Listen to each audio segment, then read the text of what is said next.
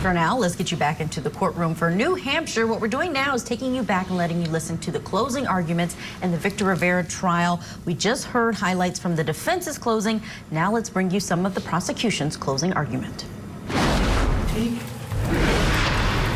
seriously what he actually said about what he was thinking. Consider that. Consider what he actually said. Thank you. Thank you, 24 shots. 24. Thank you, Judge. Just one moment.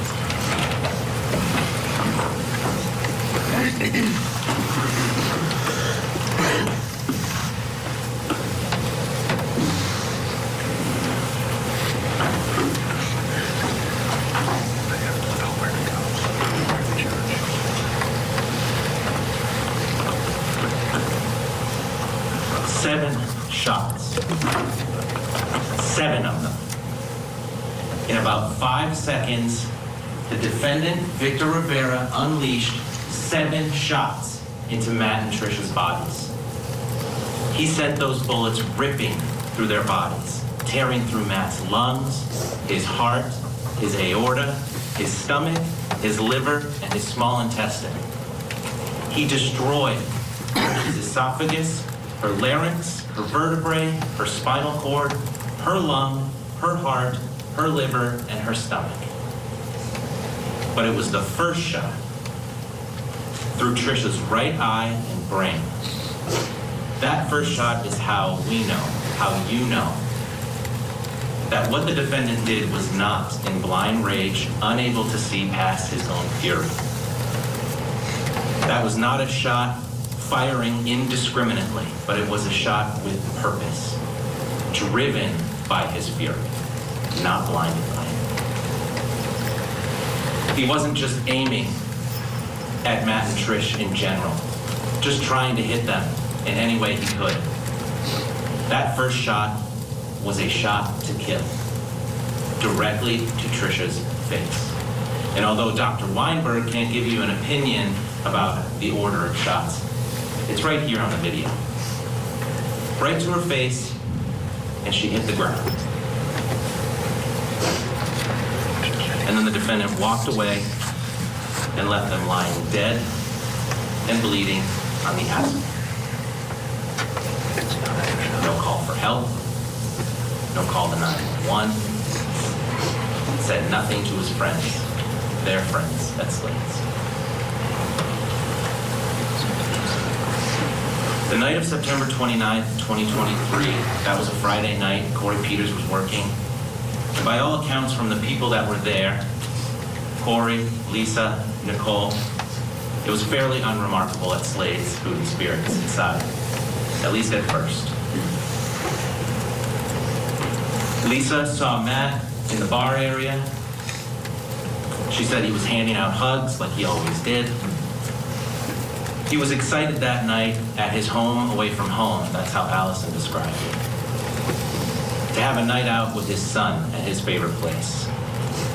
Nicole testified to you that he would have been out on the dance floor at the back of the bar there.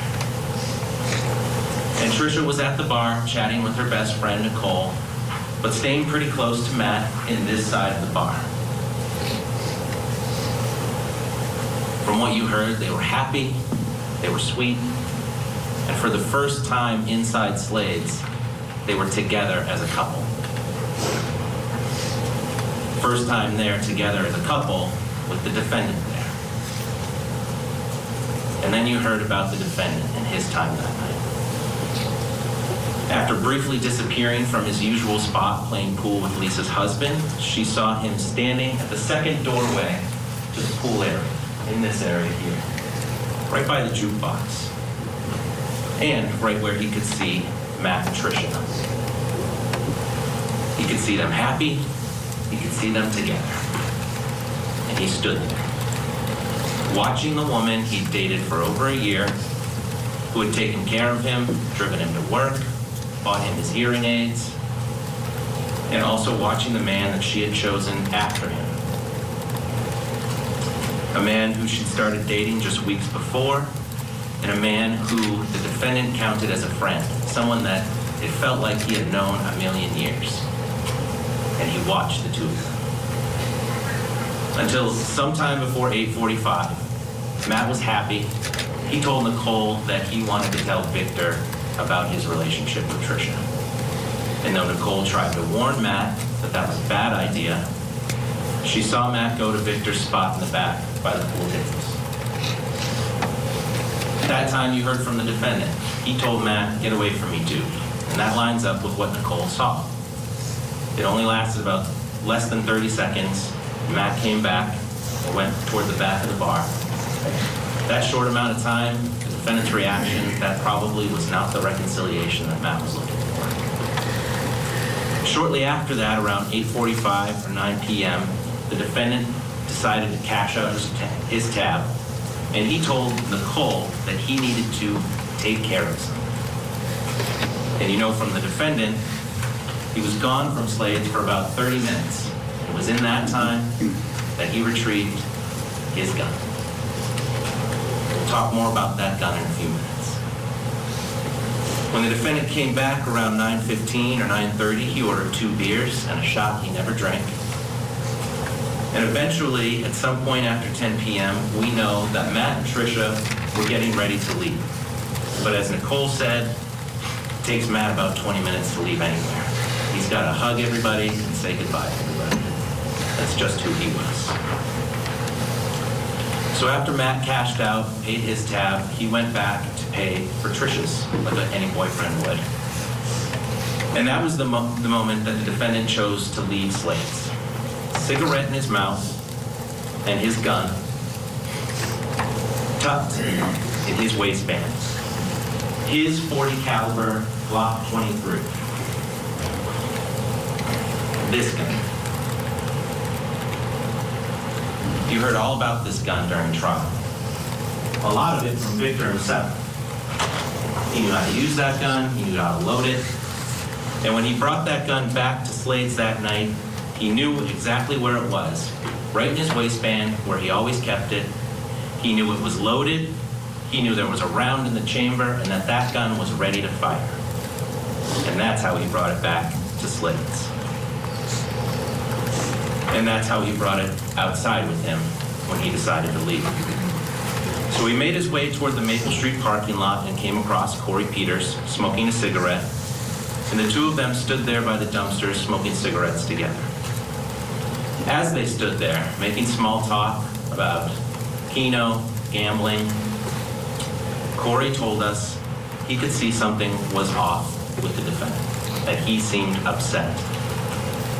And despite the insinuation from defense counsel, Corey told you that he thought that Victor was upset about seeing Matt and Tricia together for the first time in Slade's. And not just all of them being at the bar at the same time. Seeing Matt and Tricia together as a couple. Corey didn't mention to you that he thought that the defendant was upset about gambling and losing money on Keno. It was Matt and Tricia. And then, unfortunately, Matt and Tricia came walking down Maple Street on the opposite side from the defendant. After Corey told them to have a good night, the defendant abruptly ended his conversation with Corey, tossed his cigarette, and confronted the new couple as they walked together through the Maple Street parking lot. All the while, his loaded Glock 23, right where he knew it was, tucked in his waistband. Right where he knew it was ready to fire. After all, at that point, he had already told Nicole that he needed to take care of something. And the rest is here on the video. I'm going to play it for you again, and as I do so, I'll describe things to draw your attention to. The first thing I want you to do, and as I urge you, as you review it now, as you review it in your deliberations, if you choose to do so, is watch Tricia throughout this interaction. By now, you all know who the people are in the video. And I ask you to watch Tricia. You're going to see someone who, through her body language, through her actions, it's clear that she wants nothing more than to leave. She stands apart from the other two men as they argue. She keeps easing her way toward Matt's truck. She wants to get out of there. She wants to escape the man she'd broken up with months before, whose relationship with her was non-existent at this point. Lisa told you that it appeared to her that they didn't even know each other. And the defendant admitted to you he ignored her. But on this night, in this parking lot, the defendant was demanding Patricia and Matt's attention, as though he was owed something, as if he was owed anything.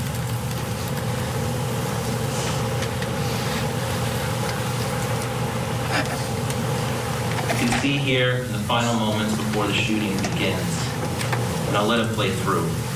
But in the last moments, you'll see it's the defendant who places his hand on Tricia.